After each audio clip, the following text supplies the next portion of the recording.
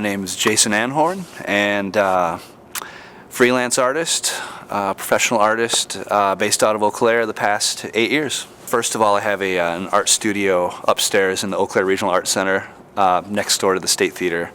I've had that studio for about 4 years, and founder and organizer of the Open Air Festival of the Arts, which happened the last 7 years. It was an annual art festival downtown at Phoenix Park. And I guess just promote the arts. I teach painting classes here at ECRAC and draw caricatures at the mall, and I do snow sculpting for Volume 1 down at Boyd Park.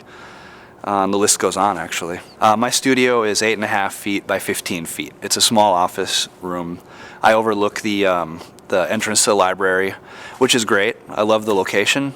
But the room itself is just really tiny, and I have a bunch of canvases in there and drawing tables and art supplies, and there's basically a little tunnel for me to, it's not like I'm hoarding, but just the amount of art supplies I have in there, it's just not a big enough room. And I make it work, but I could see having a larger studio, preferably overlooking the Chippewa River, something nice and new with big windows, and maybe even a shared studio with other artists, having spaces that artists could go in and share. The rent and the cost would be, economical for everybody, and artists could just thrive.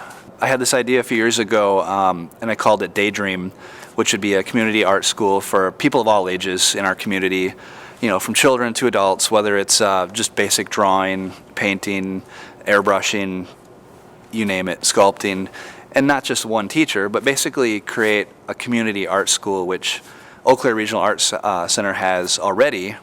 There's the resources, but we just need the space. And the way I look at the Confluence Project myself is that no matter what it is, whether it's an art center or any kind of redevelopment, it's the heart of the city. And if you build the heart of the city stronger, then everything around it will be stronger, just like a body, like a living life form. Make the heart strong, and everything else in the body will be stronger.